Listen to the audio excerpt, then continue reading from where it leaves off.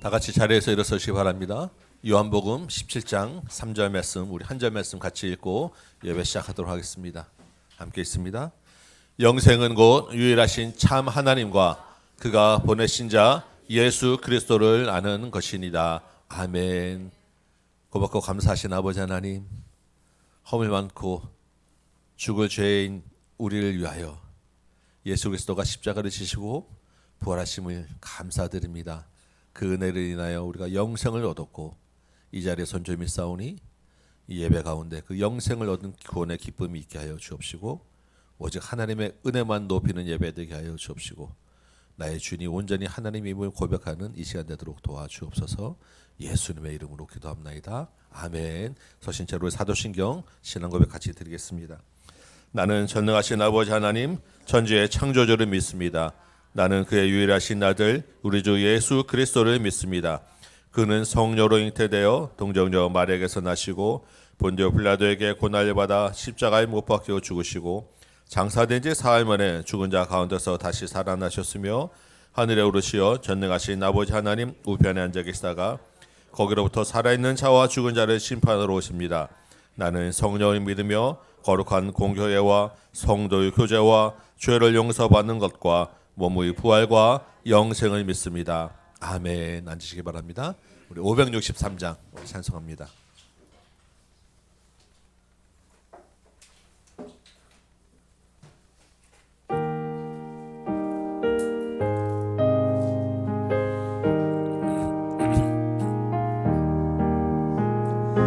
예수 사랑하심을 성경에서 배웠네. 우리들은 약하나 예수 권세만 도다. 날 사랑하심, 날 사랑하심, 날 사랑하심 성경에 쓰였네. 나를 사랑하시고 나의 죄를 다시서 하늘 문을 여시고 들어가게 하시네. 날 사랑하심, 날 사랑하심, 날 사랑하심 성경에 쓰였네. 내가 연약할수록 더욱 귀히 여기사 높은 보좌 위에서 나를 아멘. 내가 연약할수록 내가 연약할수록 더욱 귀히 여기사 높은 보좌 위에서 낮은 나 아멘. 주님 감사해요. 날 사랑하신 날 사랑하심, 날 사랑하심, 날 사랑하심 성경에 쓰였네. 세상 사는 동안에 나와 함께 하시고 세상 떠나가는 날 천국 아멘. 주님 감사해요. 세상 사는 동안에 세상 사는 동안에 나와 함께 하시고 세상 떠나가는 날 천국가 아멘. 주님 감사합니다. 아멘. 날 사랑하심, 날 사랑하심, 날 사랑하심 성경 날 사랑하심, 날 사랑하심, 날 사랑하심, 날 사랑하심, 날 사랑하심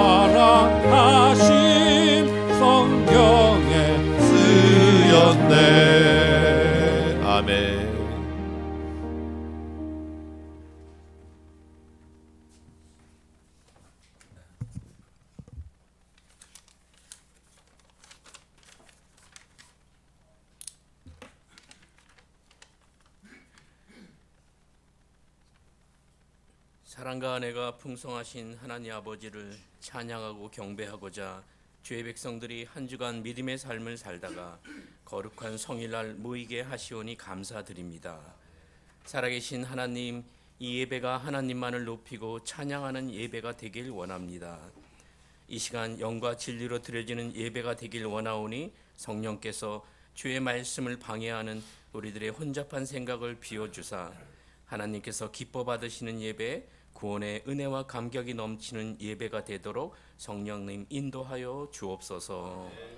주님, 지난주 말씀에 순종하지 못했던 것을 고백하며 회개합니다. 우리에게 가정이란 소중한 공동체를 주신 하나님 은혜에 감사합니다. 그럼에도 가정보다 자신을 먼저 사랑한 것, 인내하지 못한 것, 사랑과 배려를 자녀들에게 가르치지 못한 죄악을 고백하오며 주님, 이 시간 회개하오니 우리를 예수 그리스도의 샘물 같은 보혈로 씻어주사 용서하여 주옵소서. 이 나라 민족을 지극히 사랑하시는 하나님, 대한민국이 그동안 주님의 은혜로 지금까지 영적으로 경제적으로 풍요로움을 누리고 살았습니다. 우리는 그 은혜에 감사하기보단 탐욕과 갈등과 분열을 일으키고 살아가고 있습니다. 찢겨진 이 나라를 불쌍히 여겨 주시옵소서. 하나님에게만 소망이 있음을 알게 하여 주시옵시고 주님 안에 주님 사랑 안에 하나 되는 대한민국이 되게 하옵소서. 한국교회와 세계 각처에서 영적 싸움을 감당하는 선교사님과 그 가정을 지켜보호하여 주시옵소서. 하나님의 권능의 팔로 붙잡아 주사 안전하게 사역하시고 잃어버린 영혼들이 돌아오는 역사가 나타나게 하옵소서. 주님의 뜻 가운데 이 지역에 세워주신 우리 교회가 늘 전도하며 기도하고 다음 세대를 세우는 교회가 되길 기도합니다. 2025년에는 가정예배를 드리는 해로 정하였습니다. 가정예배로 가정마다 은혜가 넘치는 시간 되게 하옵소서. 또한 청년부 수련회와 말씀 강좌 등이 계획되어 있습니다. 우리 청년들이 인격적으로 주님 만나는 시간, 말씀에 갈급한 심령들이 말씀이 심어지는 역사가 있게 도와주시옵소서. 담임 목사님과 홍 목사님에게 영육간의 강건함을 주시고 목회 가운데 지혜를 주시며 은혜를 더하여 주옵소서.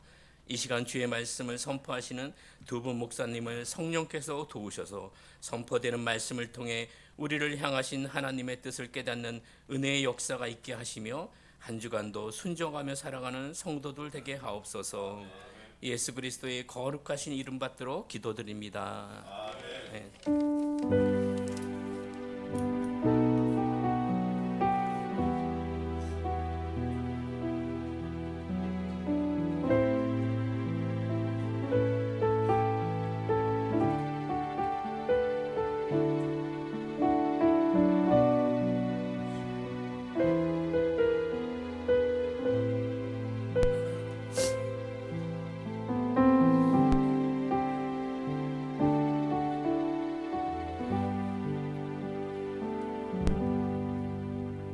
샬롬. 네, 하나님 말씀 들을 시간이에요. 오늘은 한 몸. 뭐가 한 몸인지 하나님 말씀 들어볼게요. 예수님께서 제자들에게 말씀하셨죠. 내가 예루살렘으로 가면 매 맞고 십자가에서 죽고 죽은 지 3일 만에 다시 다시 살아날 거야. 이렇게 얘기하셨죠. 네, 왜 뻥뻥거리죠?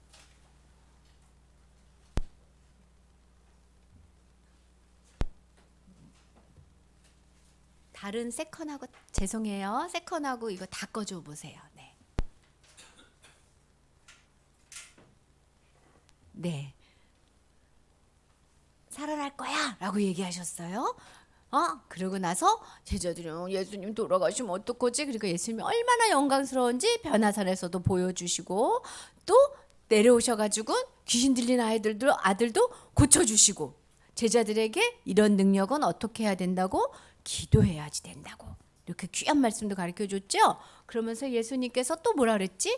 서로 첫째가 될 거야, 첫째가 될 거야 하니까 마음이 꼴찌여야 돼. 다른 사람을 섬겨주는 게 진짜야. 그래서 작은 아이를 대할 때 나를 대하듯이 대해야 된다. 나하고 아주 작은 아이는 똑같은 거야. 그렇게 얘기해 주시면서 뭐라 하셨어요? 사랑하는 마음으로 물을 다른 사람한테 물 마시세요 하는 그것도 하나님이 기억하시고 뭐 준다고? 상을 주신다고. 그래서 최고의 상은 뭐냐면 화목한 거. 서로 화목하게 지내는 게 최고의 상이다 이렇게 얘기해 주셨어요. 그런 말씀을 계속 가르쳐 주면서 뭐 하고 있는 거냐면 저기서부터 여기까지 계속 내려오는 거야. 예루살렘에 도착하면 예수님이 죽을 거예요. 돌아가실 거예요. 내려오는데 내려올수록 어떻게 되냐면 사람들이 점점 많아져. 그래서 예수님이 조용히 제자들하고 내려오다가 사람들이 많아져가지고 자꾸 예수님한테 여기쯤 왔을 때는 예수님한테 사람들이 많이 모여서 이제 예수님 막 말씀을 가르치기 시작했어요. 예수님은 사람들이 모이면 늘 말씀을 가르쳐 주셨어요. 그렇게 말씀을 가르쳐 주다 보니까 또 어떤 사람들이 따라왔을까? 예수님을 손가락질하는 사람, 바리새인들. 예수님 싫어하는 사람도 예수님의 가르침을 옆에서 이렇게 듣고 있다가 어떻게 예수님을 골탕 먹이지? 아유, 사람들이 예수님을 좋아하는데 저 예수를 골탕 먹이는 방법이 없을까 하다가 오라, 좋은 생각이 났는데 이러면서 질문을 했어요. 예수님, 남자하고 여자가 결혼했는데 남자가 여자가 마음에 안 들어서 그만 살자 하고 버려도 됩니까? 이혼해도 됩니까? 이렇게 물어본 거야. 이거 너무 쉬운 대답인데 이혼하면 돼요, 안 돼요? 안 되지. 말씀에 써 있었어요. 이혼하지 마라. 그런데 왜 이게 어려운 대답이냐면 그때 최고로 높은 임금님 헤롯 임금님이 이혼을 했어요. 그래서 헤롯 임금님 이혼하는 거 나빠요 라고 얘기했던 세례 요한이 감옥에서 죽었어요. 그래서 이혼하면 안 돼요 라고 얘기하면 헤롯 임금님의 미움을 사서 예수님도 죽일 수 있을 거다 생각한 거야. 그래서 예수님 이혼하는 게 맞아요. 근데 율법에서 이혼하세요 하면 율법으로 땡. 이혼하지 마세요 그러면 헤롯 임금님한테 땡. 두 개 다 땡이야. 그러니까 예수님 뭐라고 말하지? 이렇게 말해도 곤란할 거고 이렇게 말해도 곤란할 거지. 메롱메롱 이런 마음으로 메롱메롱하는 마음으로 이렇게 딱 물어봤는데 예수님이 그 마음을 딱 보시고 아셨어요. 목사님 같으면 어떻게 할 거냐면 니네 마음에 나쁜 마음이 많다.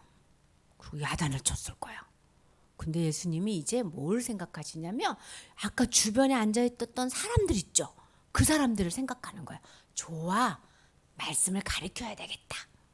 너는 나를 메롱메롱하지만 여기 있는 사람은 내 말씀을 듣고 싶어 하니까 잘 들어봐. 그러면서 예수님이 뭐라 그러셨냐면 이렇게 말씀하셨어요. 얘들아, 남자가 여자를 확 버리는 건 나쁜 거야. 그래서 이혼하면 안 되는데 사람들이 그냥 확 버리니까 모세가 그냥 버리지 말고 내가 이혼해 줄게 하는 종이에다가 글을 써서 그렇게 해서 이혼 글자를 써가지고 보내줘. 그래야지 그 여자가 다른 남자랑도 결혼을 하지. 그래서 모세가 만든 거지만 진짜는 이혼하면 안 돼. 왜냐면 결혼은 누구 앞에서 한 거야?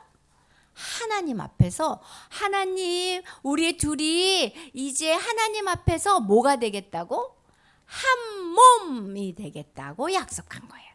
그래서 하나님이 이제 너희 둘은 한 몸이다. 딱 붙었다. 이렇게 얘기하시는 게 결혼이야. 그래서 사람들이 마음대로 이렇게 나누면 안 된다. 한 번 결혼한 사람들은 절대로 나눌 수 없어. 사람이 이렇게 얘기하셨어. 근데 이상해. 이혼한 사람 많은데 그 사람들은 어떻게 나눠줬지? 진짜는 한 몸이 진짜 한 몸은 뭐냐면 예수님이랑 결혼해서 남자 여자가 한 몸이 된 것도 맞지만 진짜 한 몸은 이거예요. 우리가 예수님하고 결혼한 거. 시아 결혼했어요, 안 했어요? 안 했지. 여자랑은 안 했는데 누구랑 했어? 예수님이랑은 한 거예요. 시아 결혼했어요. 누구랑? 예수님이랑. 이 다음에 크면 또 누구랑 결혼할 거예요? 예수님 믿는 아름다운 사랑하는 여자랑도 결혼할 거예요. 그죠? 우리가 예수님 내 마음에 들어와서 나하고 함께 사세요라고 하는 기도를 한 게 예수님하고 결혼한 거야. 그렇게 기도한 사람은 절대로 예수님이 떨어지지 않는다. 절대로 예수님하고 헤어질 수 없다. 이 얘기를 하시는 거예요. 내 아이가 예수님 진짜 예수님 믿어요. 예수님 감사해요. 내 안에 들어오세요라고 기도하면 예수님이 내가 잘못해도 나갈까요? 안 나갈까요? 안 나가. 예수님 미워요. 이래도 나갈까요? 안 나갈까요? 안 나가. 내 안에서 칵 나가고 너랑 나랑은 떨어지지 않아. 너랑 나랑은 결혼했어. 라고 얘기하시는 거예요. 자, 결혼하면 어떻게 하지? 한 집에서 살아요. 엄마랑 아빠랑 한 집에서 살지요. 한 집에서 살아. 이혼하면은 다른 집에서 살아. 그냥 한 집에서 사는 것처럼 예수님이 나랑 결혼했기 때문에 어떻게 하지? 내가 아무리 성경도 안 읽고 기도도 안 하고 내 맘대로 살고 그렇게 해도 예수님 내 안에서 계셔요. 내 안에서 계시면서 나를 꼭 하면서 너랑 나랑 결혼했어. 근데 성경도 안 읽고 기도도 안 하고 내 맘대로 살면 어떻게 되지? 예수님이 내 안에서 울지. 엄마 아빠가 사는데 아빠가 집에 와가지고 엄마랑 말도 안 하고 엄마랑 웃지도 않고 뒤만 이렇게 돌아보고 있으면 어떻게 되지? 엄마가 너무너무 슬프겠지. 그것처럼 예수님 내 안에 들어왔는데 예수님한테 말도 안 걸고 예수님하고 이야기도 안 하고 예수님 도와달란 말도 안 하면 예수님이 내 안에서 아이고 슬픈 거야. 시아 예수님하고 이야기해요? 예수님한테 말해요? 몰라요. 미안해요. 시아 얘기 계속해서. 그래서 예수님이 내 안에 있어서 하나님 뭐라냐면 너희들도 집이야. 집에서 사는 거야. 너희가 성전이야. 너희는 성전이야. 이 뜻이 뭐냐면 내가 네 안에서 살아. 이렇게 뜻이야. 한번 해볼까요? 예수님이 내 안에 사세요. 절대로 나가지 않아요. 이게 중요한 거예요. 절대로 나가지 않아요. 그래서 이제 생각해야 돼. 믿어야 돼. 예수님 내 안에 계시니까 내가 어떻게 하면 돼? 예수님하고 이야기해야 되겠다. 맛있는 주스 마시면서도 예수님 내가 마시는 거 먹어보니까 맛있죠? 내 안에 예수님도 마시는 거야. 예수님이랑 어떻게? 신나게 놀아야 돼. 그네 막 타면서 어떻게? 예수님 그네 타니까 재밌죠? 이렇게 해야 돼. 예수님도 그네 타는 거예요. 내 안에서. 내가 너무너무 힘들고 어려울 때 누구한테 가서 얘기하면 돼요? 예수님 도와주세요 하고 내 안에서 얘기하면 돼요. 지금 우리 안에 예수님이 함께 예배 드려주세요. 예배 말씀이 잘 안 들어올 때 예수님 도와주세요. 이렇게 하면 돼요. 예수님이 말씀하세요. 하나님이 한 몸으로 만든 건 절대 떨어지지 않아. 예수님 우리랑 결혼해서 예수님이랑 나랑은 한 몸이 됐어요. 이제 예수님하고 절대 떨어지지 않아요. 너무 감사하죠? 너무 기쁘죠? 예수님 여기 가슴에 손 얹어 보세요. 여기에 예수님이 계세요. 그 예수님을 생각해 보세요. 다 같이 예수님 감사합니다. 내 안에 오셔서 감사합니다 하고 작은 소리로 기도해 보세요. 주님 내 안에 오셔서 주님 저랑 결혼해 주셔서 감사해요. 그리고 내 안에 들어와서 내가 잘못해도 떠나지 않고 늘 나하고 함께 해주셔서 감사해요. 예수님하고 열심히 이야기하고 예수님 손잡고 매일매일 재밌고 즐겁게 살게 도와주세요. 예수님 이름으로 기도합니다. 아멘. 아멘. 우리 암송 말씀 한번 해봅시다. 잘 보이십니까? 네. 같이 한번 읽어볼까요? 시작. 예수께서 그들을 보시며 이르시되 사람으로는 할 수 없으되 하나님으로는 그렇지 아니하니 하나님으로서는 다 하실 수 있느니라. 아멘. 네, 주보에도 있습니다. 보시면서 한번 외워보시기 바랍니다. 예수께서 그들을 보시며 이르시되 사람으로는 할 수 없으되 하나님으로는 그렇지 아니하니 하나님으로서는 다 하실 수 있느니라. 아멘.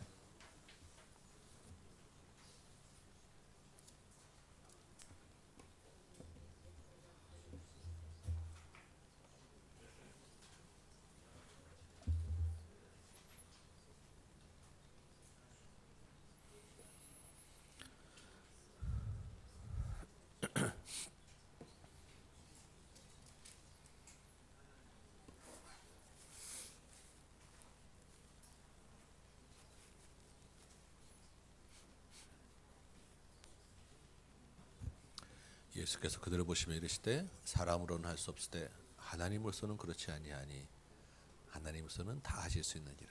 아멘. 예수께서 그들을 보시며 이르시되 사람으로는 할 수 없으되 하나님으로는 그렇지 아니하니 하나님으로는 다 하실 수 있느니라. 아멘.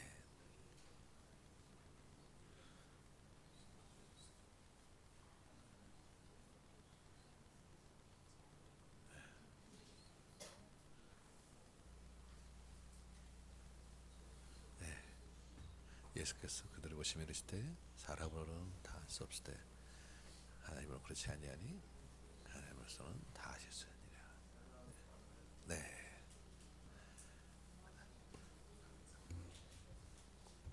다 하실 수 있는 하나님을 믿고 의지하시기 바랍니다. 우리 같이 한번 연습해 봅시다. 시작. 예수께서 그들을 보시며 이르시되 사람으로는 할 수 없으되 하나님으로는 그렇지 아니하니 하나님으로서는 다 하실 수 있느니라. 아멘. 한 번 더 해봅시다. 시작. 예수께서 그들을 보시며 이르시되 사람으로는 할 수 없으되 하나님으로는 그렇지 아니하니 하나님으로서는 다 하실 수 있느니라. 아멘. 예, 다라는 것은 예외가 없는 거예요. 뭐든지 무엇이든지 다 포함되는 것입니다. 우리는 부족하지만 하나님은 다 하실 수 있는 줄 믿습니다. 우리 한 번만 더 연습해보고 일어나서 한번 해봅시다. 시작. 예수께서 그들을 보시며 이르시되 사람으로는 할 수 없으되 하나님으로는 그렇지 아니하니 하나님으로서는 다 하실 수 있느니라. 아멘. 우리 일어나서 한번 같이 한번 암송해 봅니다.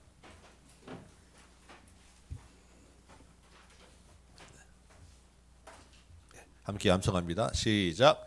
예수께서 그들을 보시며 이르시되 사람으로는 할 수 없으되 하나님으로는 그렇지 아니하니 하나님으로서는 다 하실 수 있느니라. 아멘. 오늘 우리에게 주시는 말씀입니다. 마가복음 10장 17에서 22절까지 말씀 제가 읽겠습니다. 마가복음 10장 17에서 22절까지 말씀입니다. 17절 말씀부터 제가 읽겠습니다. 예수께서 길에 나가실새 한 사람이 달려와서 꿇어 앉아 묻자오되 선한 선생님이여 내가 무엇을 하여야 영생을 얻으리이까. 예수께서 이르시되 내가 어찌하여 나를 선하다 일컫느냐. 하나님 한 분 외에는 선한 이가 없느니라. 내가 계명을 안 하니 살인하지 말라, 간음하지 말라, 도둑질하지 말라, 거짓 증언하지 말라, 속여 빼앗지 말라, 내 부모를 공경하라 하였느니라. 그가 여짜오되 선생님이여 이것은 내가 어려서부터 다 지켰나이다. 예수께서 그를 보시고 사랑하사 이르시되 내게 아직도 한 가지 부족한 것 있으니 가서 내게 있는 것을 다 팔아 가난한 자들에게 주라. 그리하면 하늘에서 보화가 내게 있으리라. 그리고 와서 나를 따르라 하시니 그 사람은 재물이 많은 고로 이 말씀으로 인하여 슬픈 기색을 띠고 근심하며 가니라. 아멘. 앉으시기 바랍니다. 오늘 이 본문으로 무엇으로 영생을 얻는가 우리 제목으로 같이 한번 은혜를 나눕니다. 아주 유명한 그 미술품 중에 그 로댕의 생각하는 사람이라고 하는 작품이 있습니다. 여러분 아시죠? 이마에 손대고 이렇게 앉아 있는 사람. 그 작품이 원래 그 밑에 어디에 있냐면 지옥문 위에 그 작품이 놓여 있었다라고 합니다. 로댕이 무슨 메시지를 하는 거겠습니까? 그 사람을 보면서 그 밑에 지옥문이 열리면 어떻게 될 것인가 이거 생각해 보라는 메시지입니다. 여러분 밑에 지옥문이 열리면 지금 갑자기 지옥문이 열리면 어떻게 되시겠습니까? 네, 우리는 그런 생각할 필요조차가 없지요. 우리는 천국을 소유하고 하나님 나라를 소유한 사람입니다. 아멘. 네, 그러면 우리에게는 다른 질문이 필요할 것 같습니다. 여러분 이런 질문 많이 들어보셨을 거예요. 오늘 죽으면 여러분 천국에 가실 수 있습니까? 아멘. 네, 그러면 천국에 들어갈 수 있는 근거가 무엇입니까? 정금문에서 왜 당신을 여기 들여보내야 됩니까? 라는 문지기의 질문 앞에 여러분은 내가 여기 왜 들어갑니까? 들어가야 된다고 무슨 말로 대답하시겠습니까? 네. 아멘. 하나님의 사랑과 은혜. 네, 좋습니다. 어쨌든 우리에게 한 번씩 도전이 되고 생각해 봐야 될 질문들이 이런 말씀들 아니겠습니까? 왜냐하면 우리가 천국이 우리 인생에서 가장 중요하다는 것은 잘 알고 있고 내가 천국을 소유하고 있다고 생각하고 믿고 있지만 때로 살다 보면 천국보다 다른 것에 관심이 더 많아요. 정말로 내가 정말로 천국을 가장 중요하게 생각하면 천국이 내 인생의 가장 중요한 관심사가 되어야 하는데 다른 것들이 많을 때가 있다라는 것입니다. 오늘 이 말씀, 오늘 본문 말씀 보면서 우리의 생각, 우리의 삶을 한번 돌아보는 시간 되시기 바랍니다. 먼저 우리 13절 말씀부터 잠깐 좀 보면 사람들이 예수님께 어린아이들, 자녀들을 데리고 오는 거예요. 왜냐하면 예수님이 만져주시면 병도 낫고 귀신도 나가고 기적이 일어나니까 우리 아이 좀 잘 되게 해주세요라고 안수기도 바르려고 아이들을 많이 예수님께 데리고 온 것입니다. 저도 어릴 때 부흥회 많이 쫓아다니고 머리 많이 여기저기 들이밀었던 기억이 많이 납니다. 꼭 가면 저희 어머니가 앞에 앉혀놓고 나가라고 자꾸 떠밀어가지고 머리 많이 들밀었던 기억이 있습니다. 근데 제자들이 그 모습을 보면서 아이들을 못 오게 막고 부모를 막 꾸짖는 거예요. 제자들이 보기에는 지금 아이들이 급한 게 아니라 급한 환자들이 많이 있잖아요. 그러니까 지금 아이들은 좀 빼고 아이 좀 복 받는 건 나중에 하고 급한 환자들 먼저 좀 해도 워낙 사람들이 많이 밀려오고 예수님도 좀 쉬셔야 되는데 나는 예수님을 좀 보호해야 되겠다라는 생각도 있었을 것이고 질서 유지도 해야 되지 않겠습니까? 서로 막 밀려들면 안 되니까. 그러니까 제자들이 못 오게 막고 꾸짖는데 그 모습을 예수님이 보셨어요. 그리고 노하셨습니다. 화를 내셨다라는 거예요. 아주 심하게 제자들을 야단치셨다라는 것입니다. 그리고 어린아이들을 오는 것을 금하지 말라 하시고 예수님이 그 아이들을 붙잡고 기도해 주셨어요. 그리고 놀라운 말씀을 하십니다. 뭐라고 말씀하시냐면 하나님의 나라는 이런 자의 것이다. 이런 자가 누구입니까? 어린아이일 것이다. 누구든지 이런 어린아이와 같이 받들지 않으면 어린아이와 같이 하나님 나라를 받들지 않으면 결탄코 하나님 나라에 들어갈 수 없다라고 말씀하셨어요. 그러니까 어린아이와 같지 않으면 천국에 갈 수 없다라는 것입니다. 이게 무슨 말이겠습니까? 어린아이처럼 나이가 어려야 천국에 간다 그러면 우리 아무도 못 가죠. 네, 빨리 죽어야 됩니다. 그러면. 근데 그런 말씀은 아닐 거예요. 마가복음 9장에서 우리 몇 주 전에 어떤 말씀이 있었습니까? 예수님이 어린아이를 안고 누구든지 이 어린아이를 영접하면 나를 영접하는 것이다. 다투는 제자들에게 누가 크냐고 다투는 제자들에게 이 말씀을 하셨습니다. 이게 무슨 말씀이었습니까? 어린아이가 어떤 존재였어요? 어린아이는 지극히 약한 존재. 누구의 도움 없이는 부모의 도움 없이는 자기 혼자 힘으로 살아갈 수 없는 지극히 약하고 낮은 존재를 어린아이로 대표했어요. 그래서 그 어린아이처럼 지극히 낮아지고 전적으로 하나님을 의지하지 않으면 천국에 가지 못한다라고 하는 말씀입니다. 어린아이의 특징이 또 뭐가 있습니까? 어린아이는 순수해요. 그래서 본 대로 들은 대로 배운 대로 믿습니다.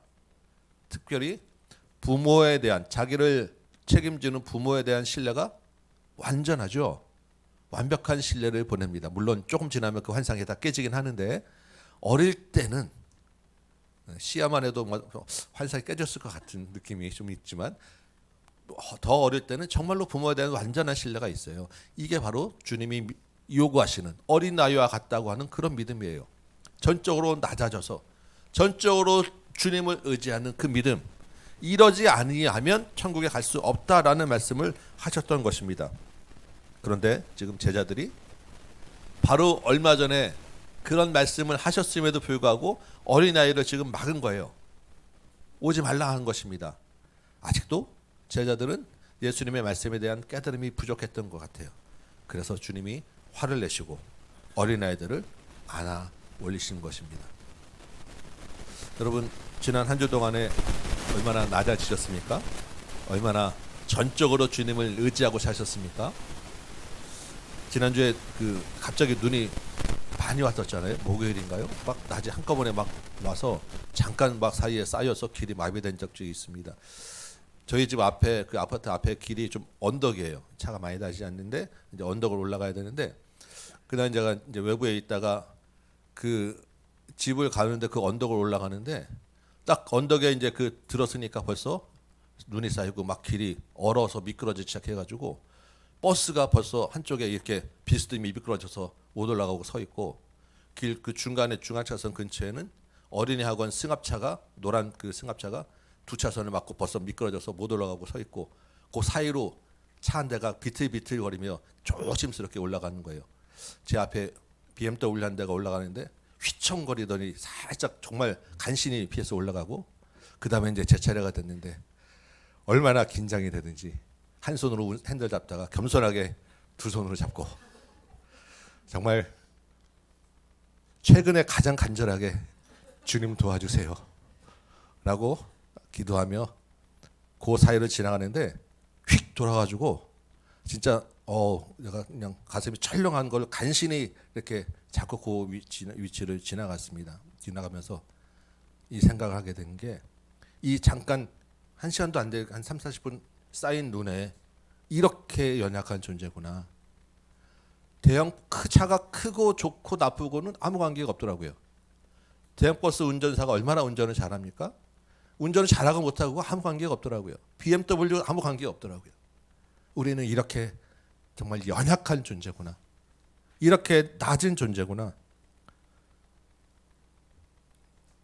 내가 뭐 하나 내세울 게 없구나라는 것을 그 사이에 정말 실감하게 되고 주님 손 붙잡고 지나가는 것이 은혜다라는 것을 정말 실감하게 되었습니다. 여러분 모든 순간에 모든 일에 주님의 도움을 전적으로 의지하시기 바랍니다. 주님이 우리를 붙들어 주시지 않으시면 순간순간에 어떤 일도 있을 수 없는 거예요. 이 주제를 잘 머리에 담아두시고 주님이 나와 함께 하셔야 되고 주님이 나를 도우시고 내가 전적으로 주님을 의지하는 자가 하나님 나라에 갑니다. 이 주제를 잠깐 머리에 담아주시고 이어서 오늘 본문 말씀 계속 또 좀 보도록 하겠습니다. 17절 말씀 보니까 예수님이 좀 더 길을 가십니다. 어디로 가시죠? 예루살렘에 가는 길을 이제 계속 가시는 거예요. 근데 조금 가는데 한 사람이 달려와서 예수님 앞에 꿇어 앉았습니다. 본문에 보면 이 사람은 행실이 아주 바른 모범적인 종교인이에요. 그리고 재물이 많은 부자라고 기록되어 있습니다. 마태복음과 누가복음에 이 똑같은 본문이 있는데 거기 보면 이 사람은 청년이고 이 사람은 관리였어요. 사회적으로 높은 지위에 있는 아마도 회당에서 그 높은 지위에 있는 사람이었습니다. 사회적으로 갖출 것 다 갖췄습니다. 젊은 사람이 이렇게 돈 많고 높은 지위에 간다는 것은 그 집안이 좋다라는 의미예요. 상속을 많이 받았다고 집안의 후광을 받았다라는 것입니까? 받았다는 것입니다. 그러니까 집안도 좋아요. 요즘 이런 사람이 뭐라고 합니까?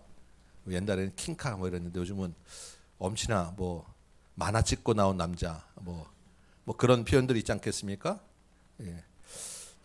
좀 제일 우리 표현한 것은 교회 오빠 뭐 그런 표현이어서 신랑감 가장 일이 그럴 만한 사람 조건을 갖춘 사람입니다. 이렇게 완벽한 사람이 사람들 다 있는 길가에서 예수님 앞에 와서 꿇어 앉은 거예요. 성경에서 어떡한 누구도 이렇게 예수님 앞에 꿇어 앉은 사람이 없습니다. 이렇게 완벽한 조건을 가진 사람이 꿇어 앉았다라는 것은 그만큼 그 사람 안에 뭐가 있습니까? 간절하고 절박한 문제가 있었다라는 거예요. 정말로 풀기 힘든 아주 간절한 무엇인가가 있어서 예수님 앞에 나왔다라는 것입니다. 그 문제가 무엇입니까? 본문을 보니까 영생이 무엇인지 몰랐다라는 것입니다. 내가 무엇을 하여야 영생을 얻으리까? 이게 이 사람의 질문이었어요. 이것을 우리의 표현으로 바꿔버리면 이런 말입니다. 주님, 내가 구원의 확신이 없어요. 나 오늘 죽으면 천국 갈 수 있을 자신이 없어요. 어떻게 하면 구원의 확신을 가질 수 있겠습니까? 이 사람은 사회적으로는 모든 것을 다 가진 사람이었는데 그런데 그 인생이 끝나면 어떻게 될 것인가에 대한 해답이 없었던 거예요. 그야말로 지옥문 위에서 고민하는 생각하는 사람이었습니다. 여러분 이게 이 사람만의 문제겠습니까? 이 세상에 누구도 그 어떤 것으로도 영혼에 관한 문제는 해결할 수 없습니다. 죽음의 문제, 죽음 이후의 문제에 대해서는 누구도 자신 있게 답할 수 없는 거예요. 그래서 어떻게 합니까? 그 문제를 외면하고 회피하고 그 대신에 그 허전함을 다른 것으로 채우기 위해서 다른 것으로 뭔가 좀 보기 위해서 애쓰고 수고하며 사는 것이 대부분의 인생 아닙니까? 그래도 참 이 사람은 대단한 거예요. 청년인데도 불구하고 사회적 지위가 있음에도 불구하고 이 문제를 해결할 분이 예수님이다라는 것을 알고 예수님께 찾아오지 않았겠습니까? 예수님 앞에 자신의 체면 다 내려놓고 무릎 꿇고 앉아서 그 마음속에 있는 질문을 꺼낸다는 것을 정말로 이 사람은 대단한 거예요. 정말로 제대로 번제소 잘 찾아온 것입니다. 그렇죠? 예수님이 이 사람을 보시고 먼저 이 사람을 한번 말씀을 주시는 게 19절에 있는 말씀이시죠. 뭐라고 하시죠? 살인하지 말라. 그 다음에 쭉쭉쭉 이어서 부모를 공경하지 말라. 여러분 이게 무엇입니까? 10계명. 10계명의 5번째부터 10번째에 있는 계명을 말씀하십니다. 성경에 이렇게 써 있지 않느냐? 구약의 율법에 이렇게 써 있지 않느냐? 말씀하셨어요. 유대인에게 10계명은 가장 중요한 계명입니다. 모든 율법에서도 가장 첫 번째 제일 중요하고 우선시되는 계명이죠. 이것은 구약 유대인에게만 해당되는 것이 아니라 지금 우리에게도 마찬가지입니다, 여러분. 성경에서 주님이 주시는 그 계명 중에 가장 핵심이에요. 10계명 잘 기억하시고 잘 지키셔야 합니다. 잊어버리진 않으시죠? 여기까지 한번 다 외우시면 좋을 것 같아요. 그랬더니 이 사람이 뭐라고 하냐면 이 계명들은 내가 어려서부터 다 잘 지켰습니다라고 자신 있게 이야기합니다. 완벽하게 지켰다라는 거예요. 여러분 이 사람의 말이 진짜겠습니까? 거짓말이겠습니까? 진짜예요. 진짜로 이 사람은 진실된 사람입니다. 그렇게 이야기하는 거예요. 아마도 율법을 철저히 지키는 바리새인이었던 것 같아요. 여러분은 어떻습니까? 어려서부터는 빼고 자, 예수님 믿고 나서부터 지금까지 이 계명들을 잘 지키셨습니까? 대답이 없습니까? 혹시 저물에게 어디 가서 살인하고 오셨습니까? 어디 가서 바람 피우시거나 뭐 훔치고 이러신 거 아니시지요? 네, 그렇지 않으실 줄 믿습니다. 이 사람이나 우리도 적어도 율법적으로 표면적으로는 다 잘 지켰습니다. 그렇죠? 여러분 살인하지 않으시잖아요. 네. 그런데 이 사람의 관점에서는 다 잘 지켰지만 예수님의 관점에서는 틀렸어요. 거짓말이에요. 다 잘 지키지 않았습니다. 여러분도 그 예수님의 말씀을 기억하시기 때문에 주저하신 것 아니겠습니까? 예수님이 뭐라고 그러셨습니까? 표면적으로 율법을 지키는 게 계명이 아니고 네 마음의 기준으로 따라야 된다라는 말씀하셨잖아요. 그래서 마음에 노하면 분을 품으면 살인한 자라고 음욕을 품으면 간음하였다고 하고 욕심을 품으면 이미 도둑질한 거라고 주님이 말씀하셨다라는 것입니다. 하나님 나라는 그렇게 밖에 보이는 행위의 그 행위로 가는 게 아니기 때문에 하나님 나라는 그거보다 더 나은 의를 지켜야 가는 것이기 때문에 그 더 나은 의가 우리 마음에 있는 문제이기 때문에 하나님 나라 예수님의 관점에서는 율법을 다 지키지 않은 거예요. 그런데 여러분 우리 마음에 있는 그 더 나은 의, 우리 마음을 내가 마음대로 내가 통제할 수 있습니까? 그건 안 돼요. 그렇지 않겠습니까? 갑자기 욱하고 올라오는데 그걸 내가 어떻게 통제합니까? 그래서 주님이 내 마음에서 내 마음을 움직이고 주장해 주셔야 성령이 인도해 주셔야 이것이 가능한 것이다 라고 우리 하나님 나라에 대한 세미나를 예전에 할 때 말씀드렸었어요. 그래서 이 더 나은 의, 예수님이 말씀하신 율법의 그 더 나은 의라고 하는 것은 뭐냐면 실제로는 내 마음의 소유권을 주님께 드리는 것이다. 내 마음의 주인이 내가 아니라 주님입니다 라고 할 때 진정한 그 예수님이 말씀하신 의를 행할 수 있다. 이게 하나님 나라에 들어가는 기준이다 라고 말씀을 드렸었어요. 그런데 이 청년이 아직 그 예수님의 그 산상수훈설교를 못 들은 것 같아요. 들었어도 아마 깨닫지 못했을 것이고요. 그러니까 마음으로 범죄한 것은 깨닫지 못하고 자신 있게 나 율법 다 잘 지켰습니다라고 예수님께 대답한 거예요. 예수님이 21절 보고 21절에 그 청년을 보고 그렇게 자신 있게 대답하는 그 청년을 보고 사랑하셨어요. 아니 왜 사랑하셨다라는 표현이 뭘까? 예수님이 누굴 보고 사랑했다라고 하는 표현이 성경에도 거의 없습니다. 제자들도 예수님이 사랑했다라고 하는 말 못 들어봤어요. 맨날 혼나게만 했지. 근데 예수님이 이 청년을 보고 사랑하사라고 말씀하세요. 이 사람이 자기가 거짓말하는 것 적어도 거짓말하지 않고 진정성 있게 영생의 문제를 가지고 고민하는 사람이었기 때문에 이 사람 마음밭이 정말 좋구나. 이 사람은 내가 데리고 제자로 삶을 만하다라는 그런 마음이 들고 이 사람을 아직 깨닫지 못하는 것을 안타깝게 여기셔서 사랑하사라고 말씀하시는 거예요. 이 사람을 좀 어떻게 좀 고쳐볼까? 깨닫게 해볼까? 예수님이 그 마음이 들으셨던 것 같아요. 그래서 이 사람에게 그 원하는 그 영성에 대한 진리, 그 마음을 바꾸어야 될 진리의 말씀을 하십니다. 아주 중요한 말씀, 우리 21절 말씀이죠. 다 같이 한번 읽어보면 좋겠습니다. 21절 함께 읽겠습니다. 시작. 예수께서 그를 보시고 사랑하사 이르시되 내게 한 가지 부족한 것이 있으니 가서 내게 있는 것을 다 팔아 가난한 자들에게 주라. 그리하면 하늘에서 보화가 내게 있으리라. 그리고 와서 나를 따르라 하시니. 아멘.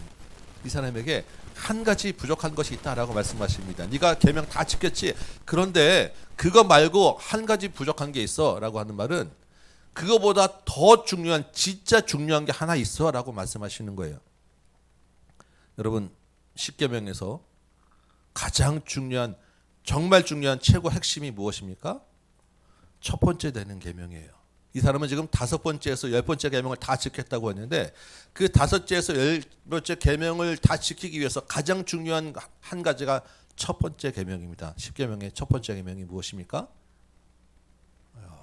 10계명 다 아는 거 맞습니까? 뭐죠? 나 외에 다른 신을 두지 말라. 이게 가장 중요한 첫 번째 계명입니다. 이 말은 무슨 말입니까? 하나님이 너의 주인이다. 나의 주인은 하나님입니다. 이게 가장 중요한 첫 번째라는 거예요. 그런데 지금 이 사람에게는 그게 아니라는 것입니다. 그래서 예수님이 말씀하시죠. 하나님 외에 다른 신을 두지 말라고 하는데 가만 보니까 너는 하나님보다 더 앞서는 주인이 있는 것 같아. 그게 뭐냐면 재물이라는 거예요. 그래서 네가 가지고 있는 것 다 팔아. 그래서 팔고 그 현금 가지고 있으면 역시 똑같이 네가 가지고 있는 것이니까 그거 네 손에서 다 없애. 가난한 자들에게 다 나눠줘. 네 손에서 네가 주인으로 삼고 있는 재물 다 놓은 후에 그 다음에 나를 따르라 말씀하시는 것입니다. 예수님을 따르는 제자는 예수님이 가는 길에 같이 가죠. 예수님 지금 어디 가십니까? 예루살렘 가시죠. 뭐하러 가십니까? 죽으러. 너도 나를 따라서 같이 죽으러 가자.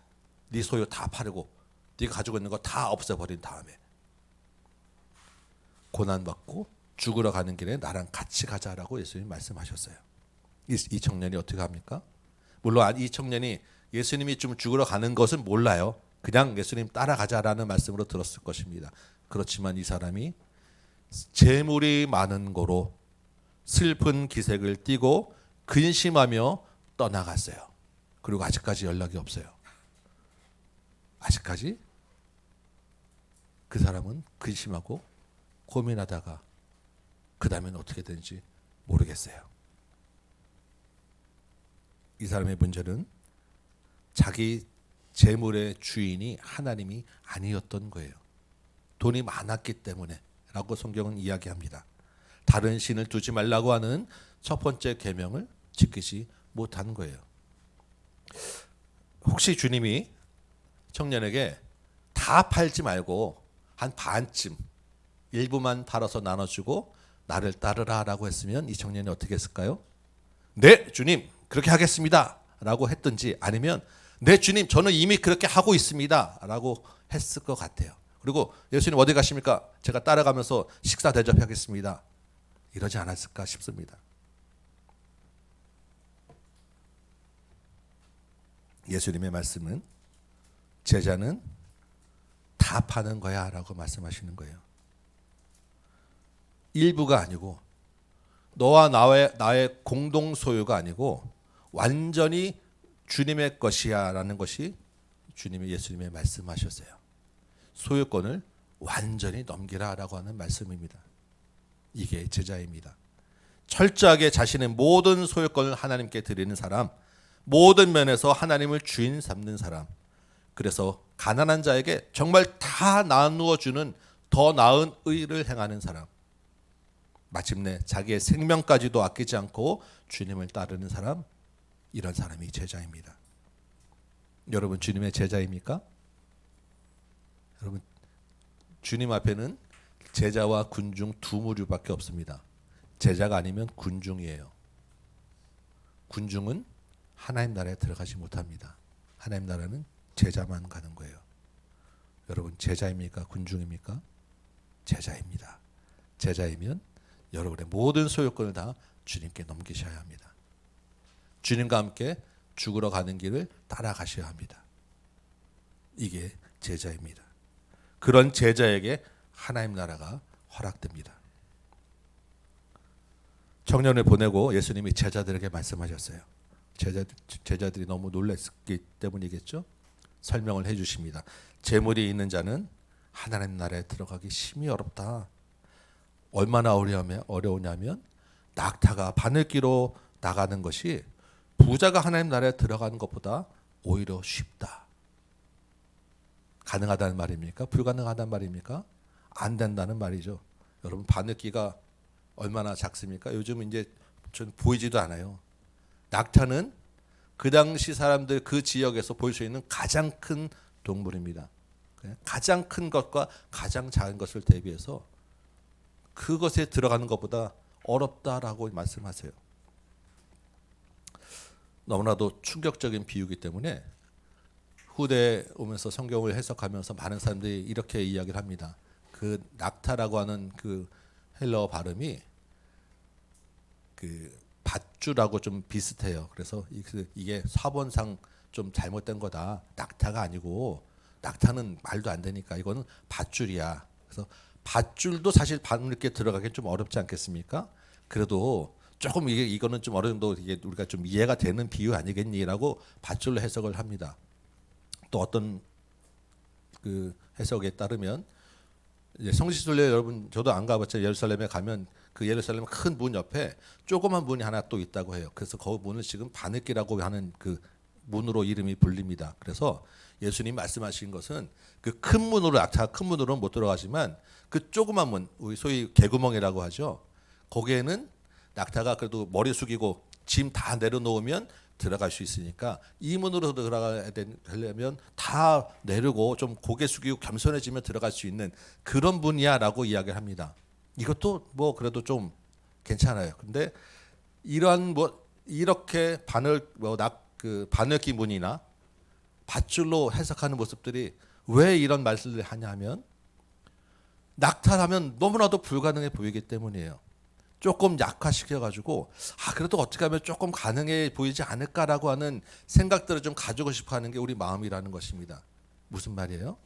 전부 다 넘기는 거 말고 조금 예외둬서 조금은 내가 가질 수 있게 숨 쉴 구멍을 좀 뒀으면 좋겠다라고 하는 우리의 마음이 반영된 해석이라고 하는 것입니다.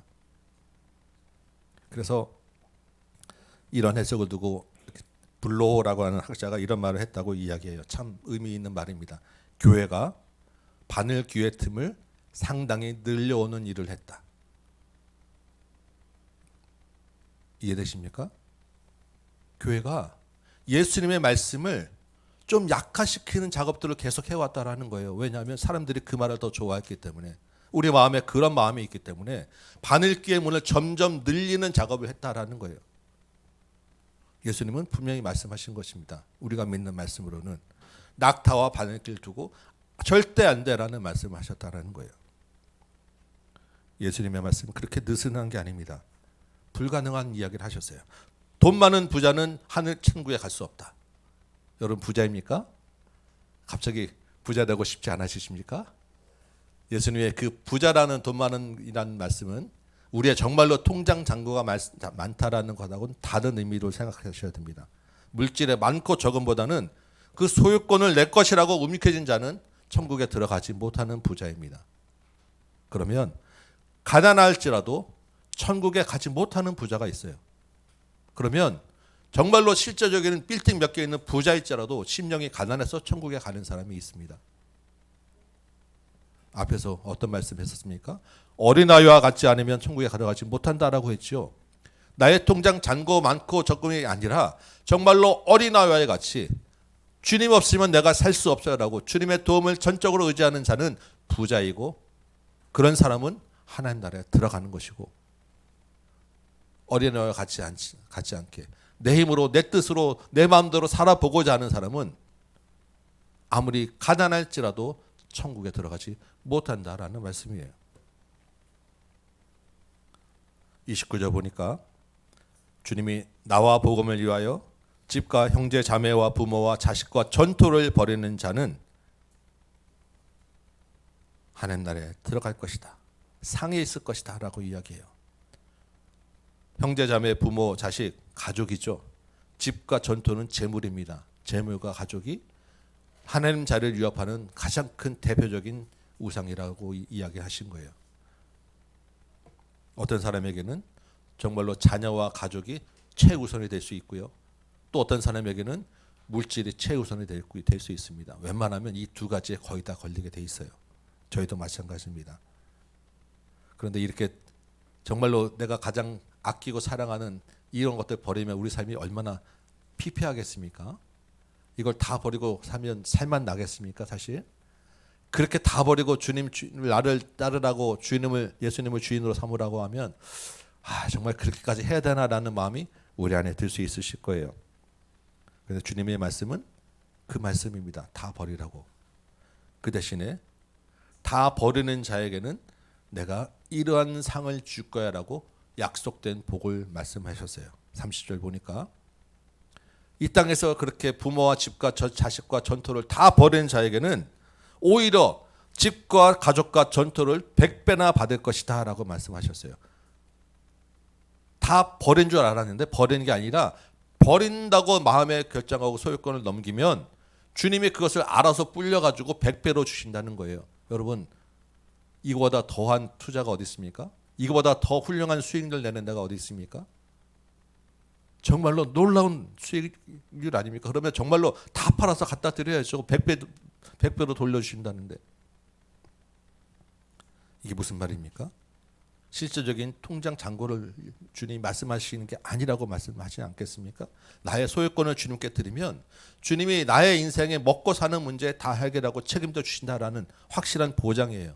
어떤 연금보다 더 확실한 나의 이 땅에서의 삶에 대한 보장입니다. 주님이 책임져 주신다라는 거예요. 가족은 어떻습니까? 가족 100배는 별로 안 원하시는 분도 지금 한두 명 있는 것도 지금 힘들어가지고 막 골아픈데 뭐 그러실지 모르겠습니다. 새로운 가족, 완전한 가족을 주님이 주신다라고 하는 것입니다. 완전한 가족, 새로운 가족이 누구입니까? 교회 공동체 식구들이에요. 지금 옆에 있는 분들은 주님이 나를 따르는 자들에게, 주님을 따르는 자들에게 허락하신 놀라운 은혜의 선물로 주신 가족입니다. 이게 교회입니다. 더 주님이 주신 선물로 아시고 귀하게 사랑하시고 귀하게 받으시기 바라요. 그 대신에 현세에는 뭐가 또 있냐면 박해도 있을 것이다 라고 이야기합니다. 정말로 직접적인 생명의 위협도 있을 것이고 죽을 수도 있고 따돌림과 조롱과 비난과 손해가 있을 수도 있다. 왜냐하면 주님도 그 고난을 받으셨기 때문에 복과 박해를 현세에서는 같이 말씀하세요.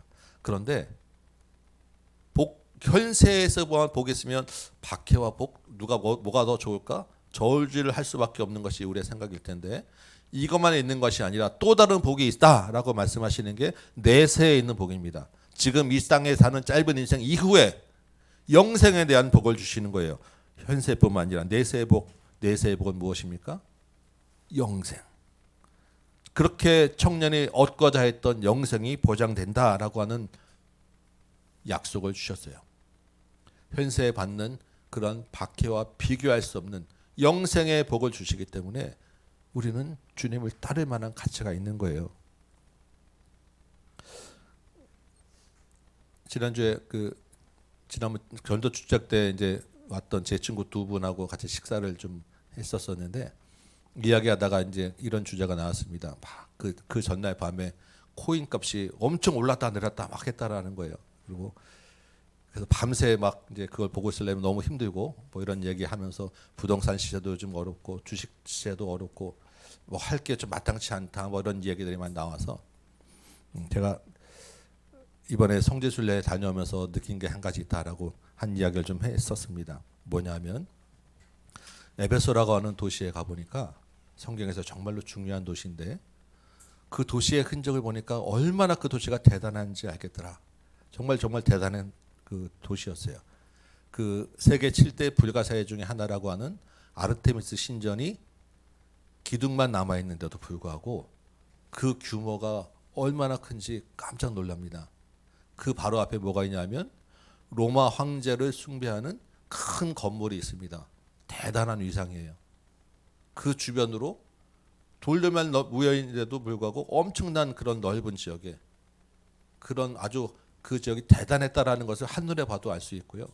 엄청난 크게 원형극장이 지금도 남아 있습니다. 한 2만 5천 명 들어가는 큰 원형극장이. 그 도시가 예전에는 항구 도시였어요. 아주 발달된 항구 도시였습니다.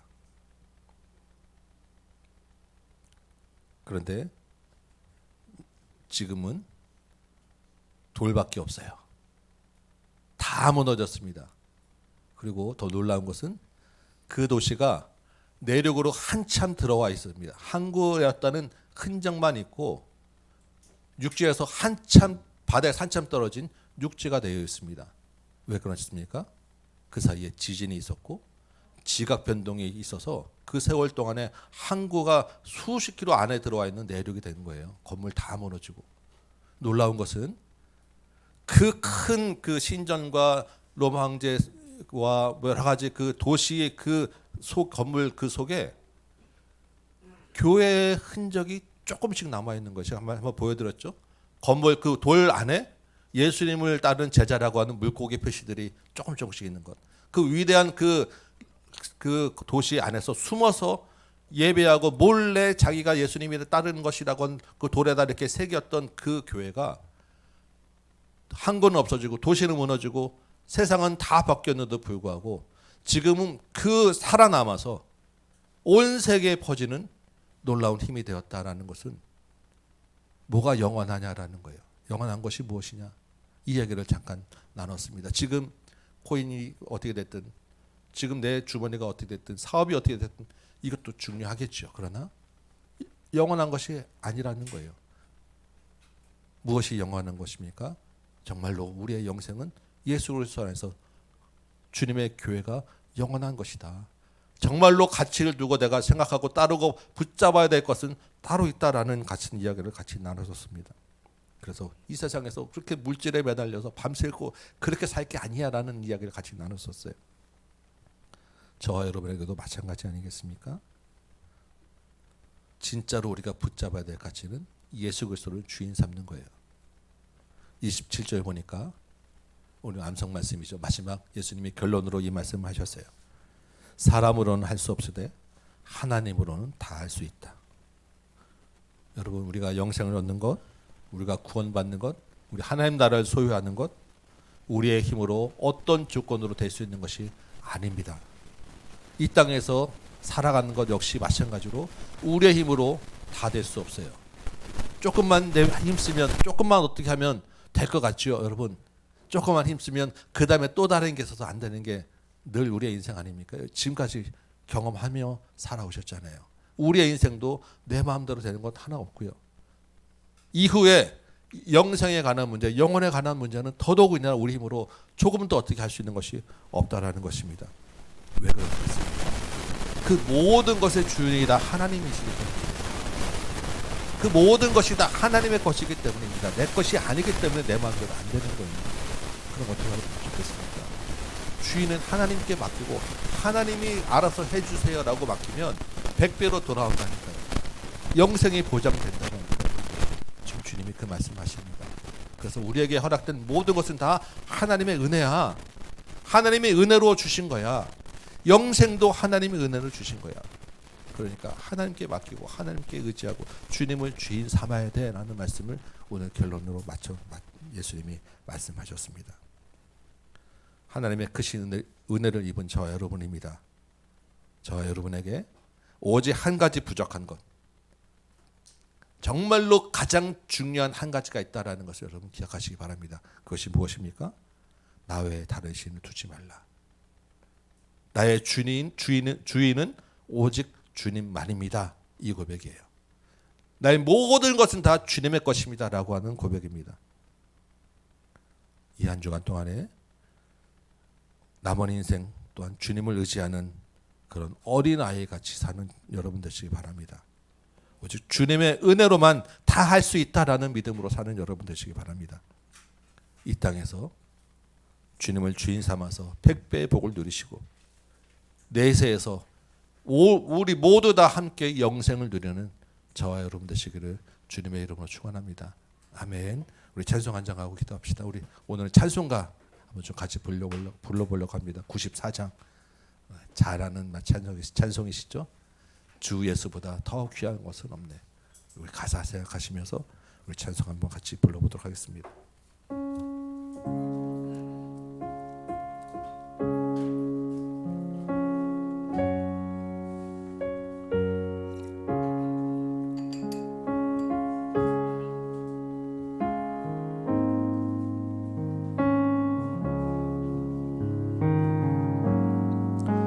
주 예수보다 더 귀한 것은 없네. 이 세상 무기와 바꿀 수 없네. 영죽은 내 대신 돌아가신 그 놀라운 사랑 잊지 못해. 세상 즐거움 다 버리고 세상 자랑 다 버렸네. 주 예수보다 더 귀한 것은 없네. 예수 밖에는 없네. 주 예수보다 더 귀한 것은 없네. 이 세상 명예와 바꿀 수 없네. 이전에 즐기던 세상 일도 주 사랑하는 마음 뺐지. 3절 주 예수보다 귀한 것 없네.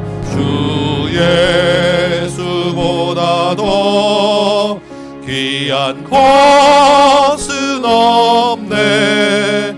이 세상 행복과 바꿀 수 없네. 유혹과 핍박이 몰려와도 주 섬기는 내 맘 변치 않아. 세상 즐거움 다 버리고 세상 자랑 다 버렸네. 주 예수보다 더 귀한 것은 없네. 예수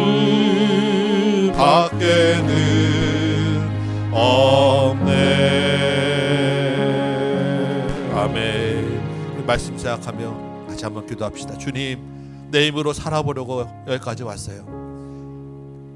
물질 우상 주인 삼고, 자녀 주인 삼고, 다른 내가 좋아하는 것 주인 삼고, 두 주인 삼아보려고 여태까지 왔어요.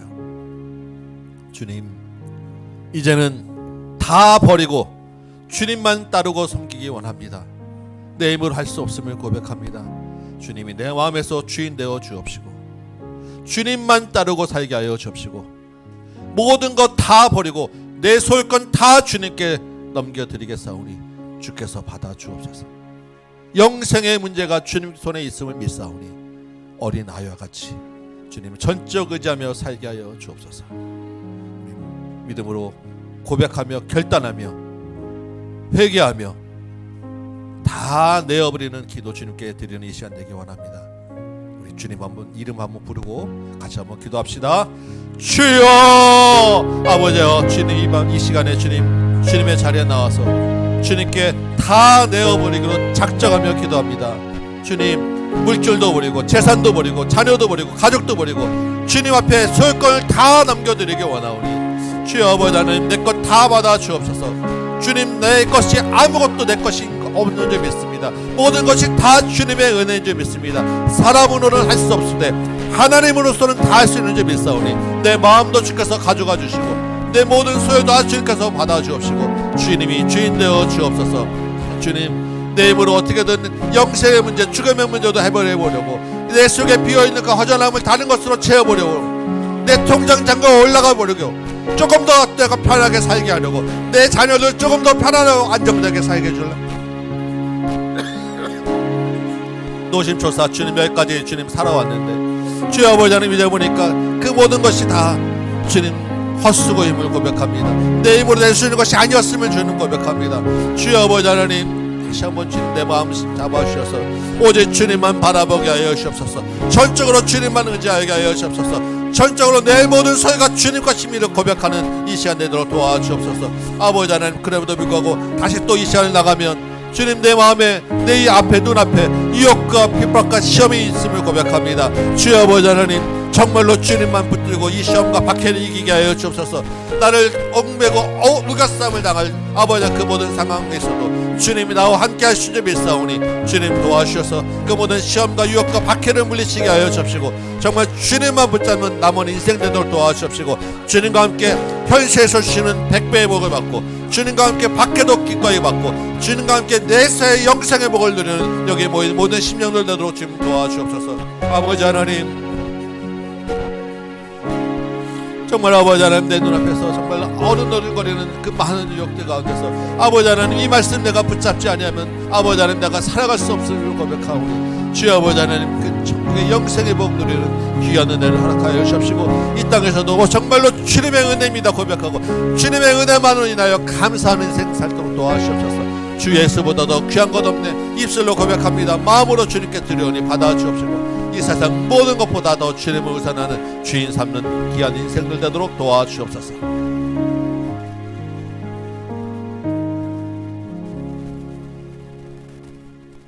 주님이 나의 모든 인생의 주인 되심을 고백합니다. 지금까지 내 것 좀 가져보려고 애쓰며 수고하며 살아왔는데 그 모든 것이 헛수고임을 다시 한번 주님 깨닫게 하시니 감사하고 집과 가족과 전토와 모든 것을 다 주님께 드리는 이 시간 되기 원합니다. 완전한 소유권을 주님께 넘겨드리고 주님과 함께 현세에서 100배의 복을 받고 밖에도 같이 받고 내세에서 영생을 누리는 우리 모든 성도들 되도록 도와주옵소서. 이 문을 열고 나가면 또한 주님 또다시 유혹과 시험과 박해가 있음을 고백합니다. 내 힘으로는 이겨낼 자신이 없음을 고백합니다. 사람으로서는 할 수 없으되 하나님으로서는 다 할 수 있는 줄 믿사오니 내 심령의 주인이 되어 주셔서 모든 어려움과 유혹 가운데서도 온전히 주님만을 붙잡는 인생 되도록 도와주옵소서. 아직까지 내 마음에 남아있는 내가 주인이고 싶은 그 욕심 주님께 다 내어놓사오니 회개하고 결단하는 심령들마다 주님의 은혜로 채워 주옵소서. 수고하고 애쓰며 사업에서, 직장에서, 학교에서 주님 앞에 애쓴 것들이 있사오니 주님 기억하셔서 주님의 것이 오니 주님의 것으로 풍성하게 채워 주옵시고, 주님이 책임진다 말씀하셨사오니 그 드리고 바치는 모든 손길 위에 주님의 풍성한 보장으로 채워 주옵소서. 이제는 우리 구주 예수 그리스도의 은혜와 하나님 아버지의 크고 무한하신 사랑하심과 성령님의 감화감동 역사하심이 주님께 모든 소유권을 드리는 여기 모인 모든 심령들 머리머리 위에, 그 모든 가정 위에, 주의 몸된 재단과 조국교회와 선교의 현장 위에 이제부터 영원토록 함께 계실지어다. 아멘.